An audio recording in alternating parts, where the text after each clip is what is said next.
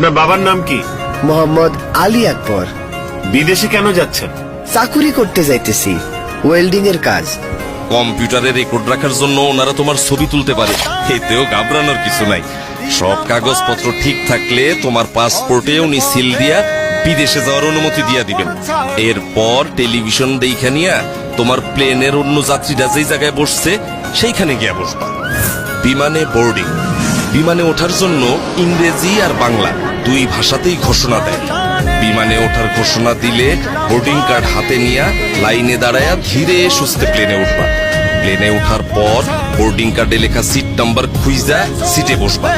বসার আগে হাতের ছোট ব্যাগ সিটের উপরে ঢাকনা দেওয়া তাকে উঠায় রাখবা। প্লেনের কর্মচারীরা যেই কথা বলে তা মনোযোগ দিয়ে শুনবা। প্লেনের সিটে বৈশা অবশ্যই সিট বেল্ট বাইন্ধা রাখবা।